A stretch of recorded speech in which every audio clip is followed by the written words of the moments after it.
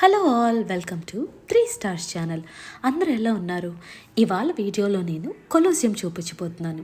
ఈ కొలోసియం అనేది రోమ్లోని అత్యంత ప్రసిద్ధ మరియు చారిత్రకంగా ప్రాముఖ్యత కలిగిన యాంఫిథియేటర్.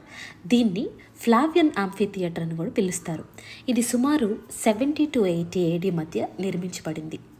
దీని గురించి మరిన్ని వివరాలు తెలుసుకోవాలంటే ఈ వీడియో చివరి వరకు తప్పకుండా చూడండి.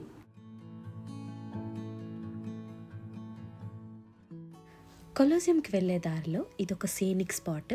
ఇక్కడ నుంచో చూస్తే సిటీ అంతా బ్యూటిఫుల్గా కనిపిస్తుంది. సో మేము ఇక్కడ కొంతసేపు ఆగాము ఈ సీనిక్ వ్యూ చూడటానికి. ఎంత అందంగా ఉందో చూడండి. ఆ స్కై, ఆ బిల్డింగ్స్, అవంతా ఆర్కిటెక్చర్, అదంతా భలే హ్యాపీగా అనిపించింది నాకు చూస్తుంటే.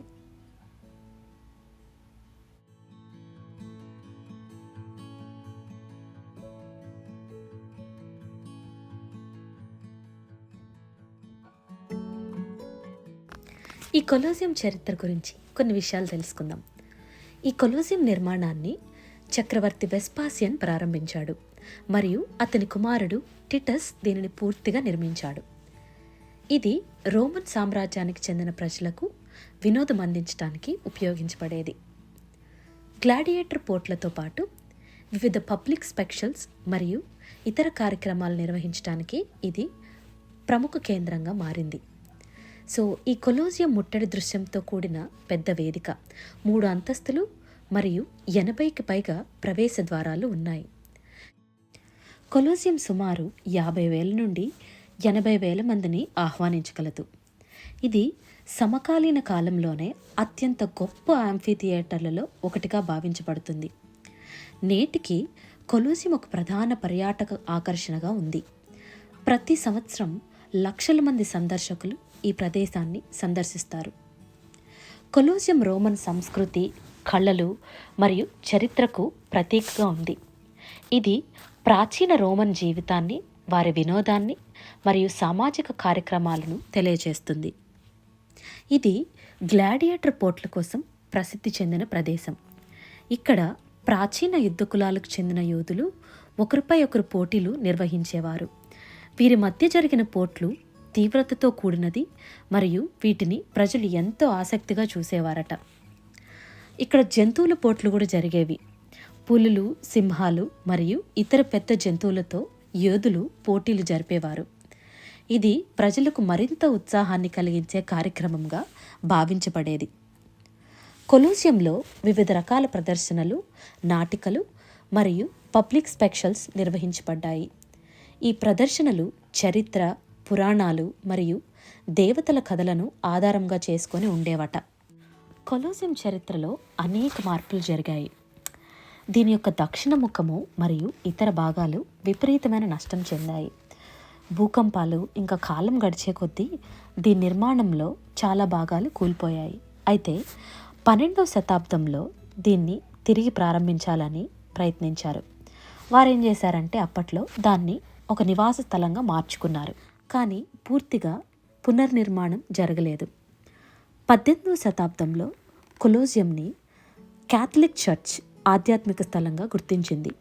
వారు అక్కడ మత సేవలు నిర్వహించేవారు మరియు కొలోసియం క్రైస్తవుల మరణాల కోసం ఒక స్మారక స్థలంగా మారింది. ఈ కొలోసియం అనేది రోమన్ ఆర్కిటెక్చర్ యొక్క అద్భుతమైన ఉదాహరణ. దీని 3 అంతస్తులు, అద్భుతమైన ఆర్చులు మరియు విస్తృతమైన వేదికలు ఉన్నాయి. అందరూ ఇక్కడ దృశ్యాలను చూసి మురిసిపోతూ ఉన్నారు. నాకు కూడా చాలా ఎగ్జైటింగ్గా అనిపించింది అవన్నీ చూడగానే. ఆ ఆర్కిటెక్చర్ కానీ ఆ లోపల ఉన్నదంతా భలే భలే అనిపించింది చూస్తుంటే.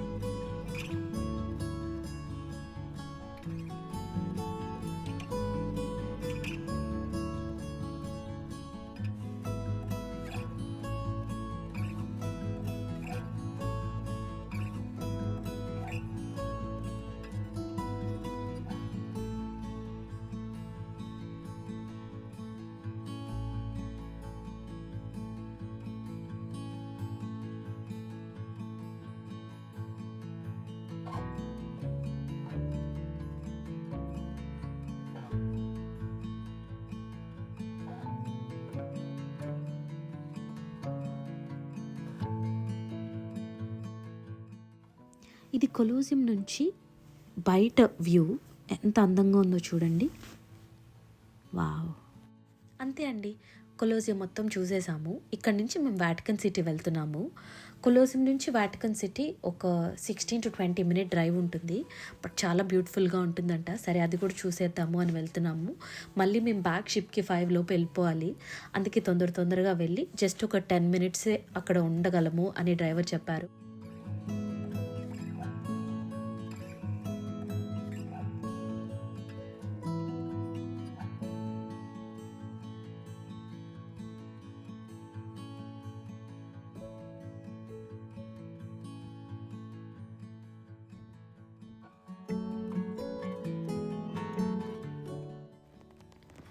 మేమైతే వాటికన్ సిటీకి దగ్గరలో వచ్చేసాము. దీని గురించి కొన్ని విషయాలు తెలుసుకుందాము.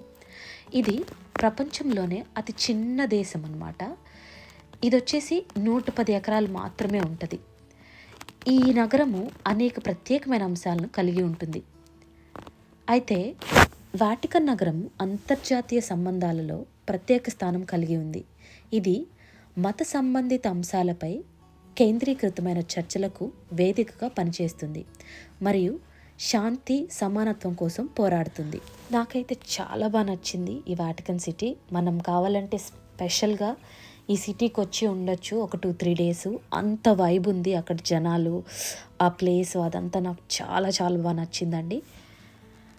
అంతే అండి, ఇవాళ వీడియో కనుక మీకు నచ్చినట్లయితే మా ఛానల్ని లైక్ చేయండి, షేర్ చేయండి, సబ్స్క్రైబ్ చేయండి. Thank you so much for watching. Please subscribe. Thank you.